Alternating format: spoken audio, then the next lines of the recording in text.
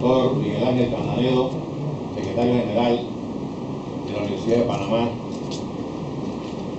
miembros de los partidos políticos, de oposición, del PRD, del Partido Panameñista, del Partido Popular, miembros del cuerpo diplomático aquí presente, familiares del camarada Rubén, amigos, militantes del partido, público en general.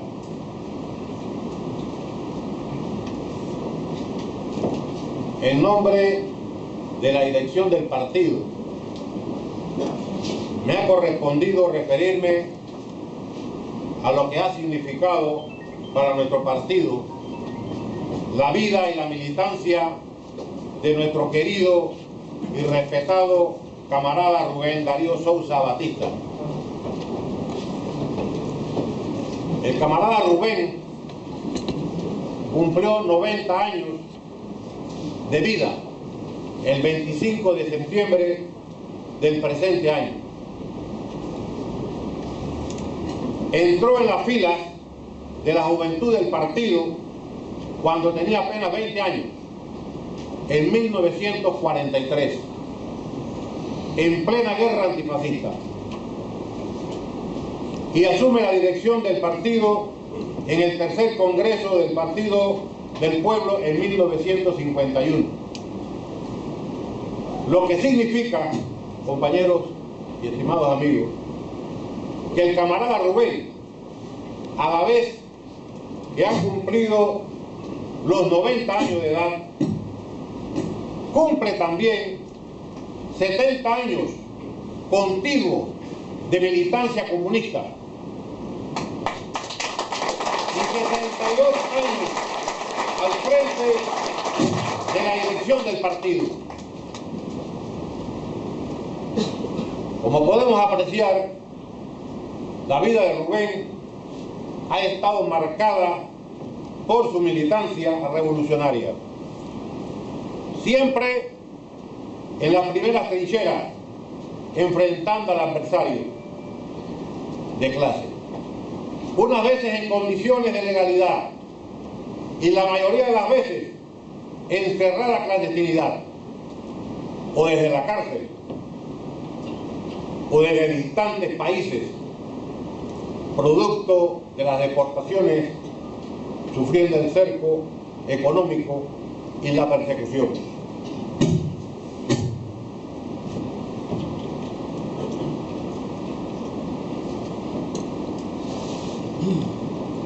Ha sido tan entrañable esta interacción que hablar de Rubén es hablar del partido, y hablar del partido es hablar de Rubén. Una de las cualidades del camarada ha sido siempre su actitud crítica, científica y estudiosa a la luz de la teoría marxista-leninista, de la realidad histórica y de la práctica revolucionaria en Panamá. Desde esta perspectiva, Rubén ha sido siempre un polemista irreductible, un combatiente permanente contra el dogmatismo, el sectarismo, el conservadurismo, el eclecticismo y el liberalismo. En este terreno, su aporte a la teoría de la revolución panameña y a la construcción del partido es invaluable. Rubén ha sido además un maestro para las nuevas generaciones de comunistas. Hay enseñanzas cuando señala e insiste en las reuniones, en sus conferencias y en sus charlas, que hay que apoyarse permanentemente en el método dialéctico del materialismo histórico para interpretar certeramente los problemas prácticos que surgen en el curso de la historia y de los procesos revolucionarios, que es una necesidad dar interpretaciones científicas y explicaciones teóricas a los fenómenos económicos, políticos y culturales de la nación panameña. Si no se hace esto, dice Rubén, podemos caer en la charlatanería y en el subjetivismo. Esta visión omnilateral, antidogmática y científica quedó claramente plasmada durante las discusiones y conclusiones del sexto pleno del Comité Central en 1956, con el aporte ideopolítico de su pensamiento creador y teórico al aplicar la teoría marxista-leninista a las condiciones particulares de Panamá. Una de las predicciones que hizo el camarada Rubén fue deslindar los conceptos de población y pueblo en las condiciones de Panamá, señalando que población son todos los habitantes que viven en el país, pero pueblo son solo los sectores interesados en el progreso social de Panamá.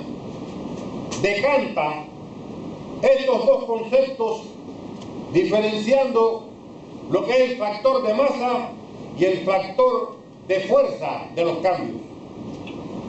En este sentido, el camarada Rubén precisó que en el concepto de pueblo panameño se excluye a los sectores antinacionales de la oligarquía financiera y comercial antinacional y solo incluye a la clase media de la ciudad y del campo, que contempla a los pequeños burgueses, a los artesanos, a los campesinos, a los empleados públicos, a los pueblos originarios, a los profesionales e intelectuales, a la clase obrera de la ciudad y del campo, y el sector de la burguesía nacional patriota interesada en el desarrollo nacional. Camaradas, estas precisiones fueron fundamentales para la formulación de los planteamientos estratégicos posteriores. Uno de los aportes teóricos fundamentales que realizó Rubén durante el sexto pleno del Comité Central fue el haber llegado a la conclusión de que históricamente quienes habían conducido el movimiento democrático progresista en Panamá, dadas las debilidades existentes en la clase obrera y campesina del país, habían sido las capas medias, debido a su evolución política, y que desde este punto de vista, a pesar de estar bajo la influencia ideológica del liberalismo, era el estamento más avanzado para romper el estancamiento del movimiento revolucionario por su desarrollo político, y por lo tanto seguirían a la cabeza de las fuerzas democráticas.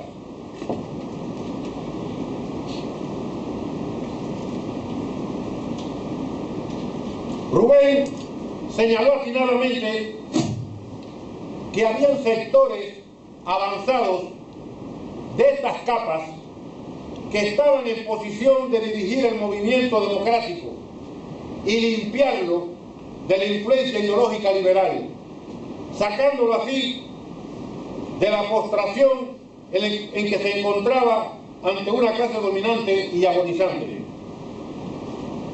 El partido, bajo la dirección de Rubén, llegó a la conclusión que estábamos en capacidad de realizar esta misión con éxito y ganar autoridad política en importantes sectores de masas. El partido entendió así el papel que podían jugar las capas medias más politizadas para imprimirle nuevas energías al movimiento, al no contar con el empuje necesario de la clase obrera panameña por su escaso desarrollo y el bajo nivel ideopolítico, era posible apoyarse en otros sectores de clase y llegar a ser una fuerza política. Camaradas y amigos, esta interpretación correcta de la realidad nacional nos llevó a resolver un problema teórico de la existencia del partido de los comunistas panameños. Al aclararse que podíamos ser comunistas en cuanto a la forma de interpretar los fenómenos y actuar a la vez, no por la instauración del sistema comunista en Panamá como cuestión inmediata, sino por la solución de los problemas democráticos que afectaban a todas las masas populares. La solución de estos problemas teóricos permitieron al partido convertirse en una fuerza política del movimiento democrático, sobre todo en el movimiento estudiantil, cuestión esta que se reveló en los acontecimientos de mayo de 1958 contra el militarismo de la Guardia Nacional y la democratización de la educación, y que culminó con la firma del Pacto de la Colina.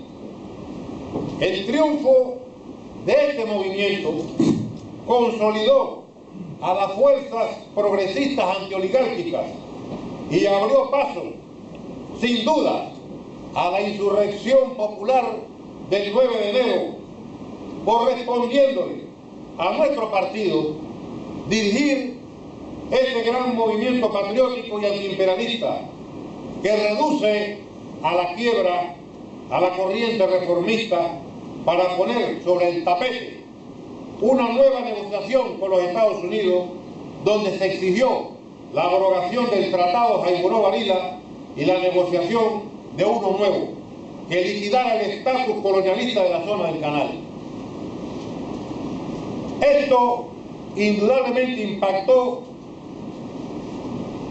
a su vez en otros sectores de la sociedad, como lo fue el medio rural, organizando el trabajo de las ligas campesinas contra los terratenientes para luchar por la tierra, la organización de los obreros en sindicatos para pelear por sus derechos. Nuestro partido fueron los pioneros en la organización de sindicatos en este país.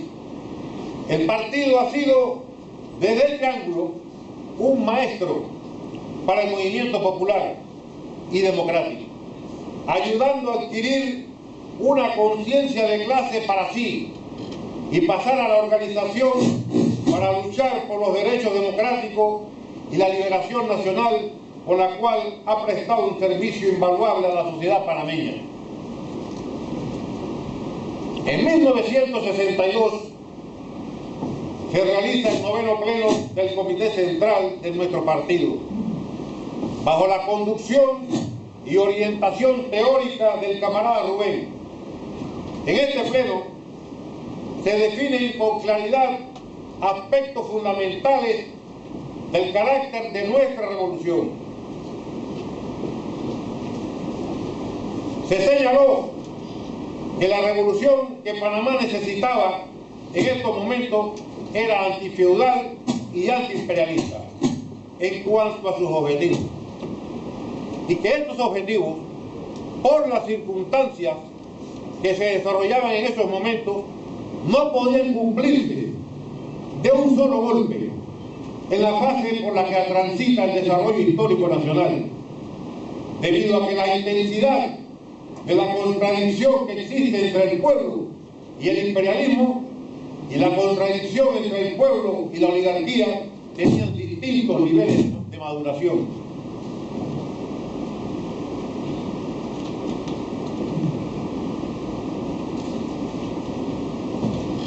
El 9º pleno planteó entonces que la realización de esta fase de la revolución tendría que realizarse en dos etapas. La primera debía consistir en la expulsión del poder político a la oligarquía y destruir su base económica. Y la segunda debía realizar la tarea de expulsar al imperialismo de nuestro territorio. La nacionalización del canal, profundizar la reforma agraria y crear las bases económicas para el socialismo. Como podemos apreciar, el partido advirtió de manera categórica que era imposible que alguna de las etapas de esta fase de liberación nacional se pudiera cumplir con la oligarquía en el poder. Por tales razones, el partido planteó que para lograr la liberación nacional era necesario destruir la base oligárquica del Estado e instituir un gobierno revolucionario que culminara las tareas nacionales de la Revolución Panameña. Estimados compañeros y amigos, a propósito de estas últimas ideas, deseo compartir con ustedes una curiosidad histórica con el público presente. Cuando se realizaban esas discusiones en este histórico noveno pleno, en el informe central presentado por el camarada Rubén, él hace una simulación de lo que hipotéticamente podría ocurrir si la fase de liberación nacional se realizara bajo la dirección de la oligarquía, y a renglón seguido formuló el siguiente escenario: 1962. Abro comillas. Analicemos como ejemplo lo que pasaría en la zona del canal en el caso supuesto de la liberación, entre comillas, bajo estas condiciones, o sea, bajo la dirección de la oligarquía. En la zona existe un monopolio estatal. Allí ha sido eliminada la propiedad privada en lo esencial. Recuperar esta parte de nuestro territorio bajo una dirección oligárquica significaría restablecer la propiedad privada, facilitar a los latifundistas la utilización para sí mismos de estas importantes tierras en la zona, ya que quedarían en manos de unos cuantos terratenientes. Los monopolios norteamericanos encontrarían abiertas las puertas y las utilidades del canal servirían para fortalecer el Estado oligárquico. Cualquier semejanza con lo que ha ocurrido sobre este territorio y sus utilidades después de la invasión norteamericana, al restaurarse el poder oligárquico sobre el Estado panameño, es pura coincidencia. Todas estas discusiones y aportes teóricos del Partido del Pueblo, donde el camarada Rubén llevó el peso fundamental, dirigidos a apertrechar al movimiento democrático de una ideología distinta al viejo liberalismo, puso a este en la ofensiva, llevando a la oligarquía en 1966 a desatar la represión contra nuestro partido. Así, asesinaron al camarada Juan Navas, responsabilizaron al partido del incendio de Colón, encarcelaron a destacados dirigentes del partido, y Rubén, junto a otros camaradas, se vieron obligados a pasar a una cerrada clandestinidad. No obstante, su claridad de objetivo le permitió al partido en 1967 orientarse rápidamente frente a los intentos de la oligarquía criolla de negociar los famosos tratados 3 en 1, por lo que la casta oligárquica hacía nuevas concesiones al imperialismo. En esta confrontación, el movimiento democrático, liberado en buena medida de la ideología liberal y bajo orientación del Partido del Pueblo, aceptó una histórica derrota a la oligarquía al lograrse el rechazo de estos tratados. Tratados que acentuaban la dependencia con los Estados Unidos. Esta derrota profundizó la crisis política de la oligarquía panameña. Al producirse el golpe de Estado militar en 1968, como consecuencia de la crisis política y moral en la que se sumergió la oligarquía panameña, los militares salieron en defensa del orden constitucional, entre comillas, sustentados en los principios del orden del viejo Estado liberal reaccionario y de la doctrina de contrainsurgencia implantada en el continente por el Pentágono. En consecuencia, el golpe militar fue reaccionario por sus objetivos inmediatos. Debido a esto, el partido fue sometido a una implacable persecución y sus dirigentes encarcelados y deportados. En marzo de 1969, en plena clandestinidad, se realiza un pleno del Comité Central con el propósito de analizar la situación creada y buscar una salida democrática al militarismo autoritario. En este pleno se acordó la táctica de apoyar las acciones de los militares con posiciones más democráticas y entorpecer las acciones de los militares autoritarios para profundizar las contradicciones en el seno del aparato armado y abrirle camino a los sectores más democráticos. Esto, indudablemente, dio sus resultados y sus frutos. En diciembre de 1969, los sectores más reaccionarios y autoritarios le dan un golpe militar al general Omar Torrijos con el apoyo de la Agencia Central de Inteligencia, CIA. Al retorno al poder, el general Torrijos toma conciencia de que no puede seguir gobernando como antes y decide salir al encuentro con el movimiento popular, en el marco del cual toma las banderas anticoloniales populares, convirtiéndolas en política de Estado. En estas circunstancias de que el gobierno militar encabezado por Omar Torrijos de hecho había expulsado del poder político a la oligarquía y levantó la bandera anticolonial, era evidente que se acercaba a las aspiraciones populares de liberación y la propuesta del partido, por lo que el partido apoyó siempre críticamente el proceso revolucionario que dio inicio y que apuntó fundamentalmente a la tarea de la expulsión de la colonia del territorio nacional. En el fondo, desde el Estado se tejió una gran unidad nacional anticolonial, para lo cual se introdujeron algunas reformas antifeudales y antioligárquicas, sin eliminar la base económica del poder tradicional.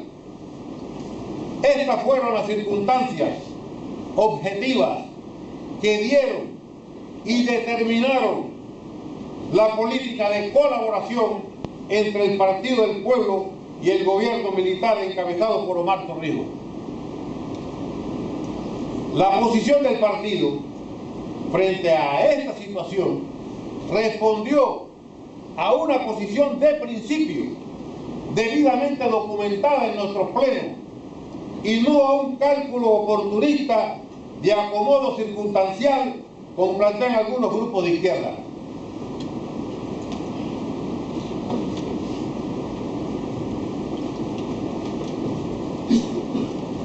Fruto de esta política consecuente y revolucionaria, tenemos hoy ante nuestros ojos tres conquistas de alcance histórico y estratégica: la nacionalización del Canal de Panamá, la integración del territorio nacional y la expulsión de las bases del Comando Sur.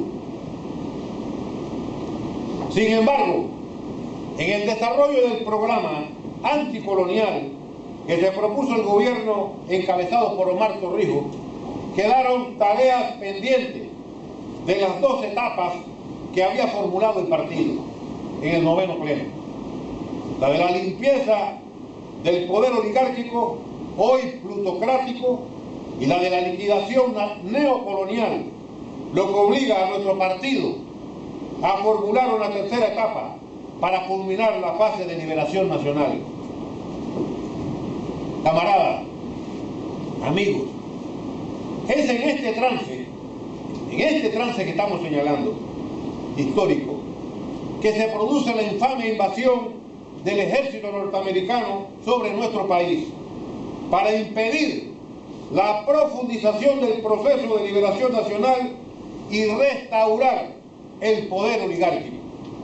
Así se impone el modelo de democracia bipartidista con el propósito de excluir al movimiento popular de su participación en la lucha por el poder.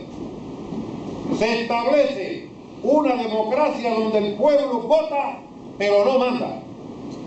El PRD, creado por Omar para realizar la revolución democrática, es asaltado por los intereses de la oligarquía financiera y comercial y traiciona su misión histórica.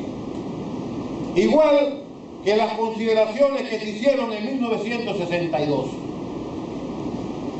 durante las deliberaciones del 9º pleno.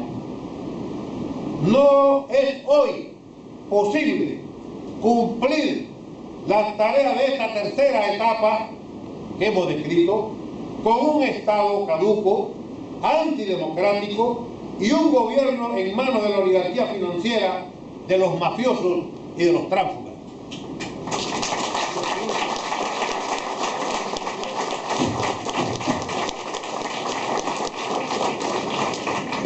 Por estas razones históricas y políticas, el partido plantea que es necesario cambiar el orden constitucional vigente y crear otro nuevo, que dé paso a un nuevo Estado de democracia nacional, pluralista, participativo, donde el pueblo pueda realmente deliberar, donde se puede llevar a la práctica política el desarrollo social, donde pueda culminar la liberación nacional.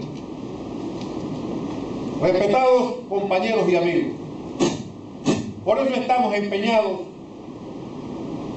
hoy más que nunca, en lograr la unidad de todas las fuerzas sociales y políticas que coinciden en que es necesario expulsar a la oligarquía financiera y comercial antipatria del poder del Estado, que ha implantado el autoritarismo como método de dirección del Estado para imponer un modelo económico neoliberal que se propone apoderarse de todos los recursos naturales del país y ponerlos al servicio del capital financiero transnacional mediante la creación, todo esto, de un frente de unidad de acción común. El enemigo, por el contrario, luchará contra viento y marea para que este frente no sea posible. Como si fuera poco, el camino recorrido en el último pleno de la Coordinadora General del partido, el Partido de los Comunistas acordó crecer y desarrollar su estructura en todos los puntos calientes del cuerpo social panameño para orientar los brotes del movimiento espontáneo y elevarlos a la categoría del movimiento consciente hacia la lucha política por la unidad de todas las fuerzas democráticas contra la autocracia. Esta hoja de vida y de servicio a la patria de nuestro glorioso partido también es la hoja de vida de Rubén. Esta ha sido una hoja de vida apegada a los principios, con un alto espíritu de partido, estudioso de la realidad nacional, leal al internacionalismo proletario, combatiente incansable contra todo tipo de injusticia y discriminación.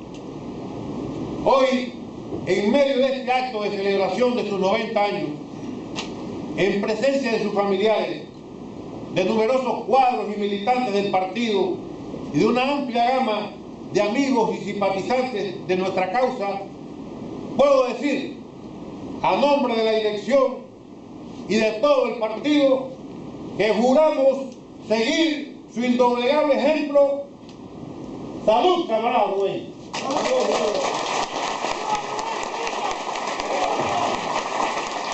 ¡Viva los 90 años de Rubén Darío Sousa Batista! ¡Viva! ¡Viva los 83 años del Partido del Pueblo!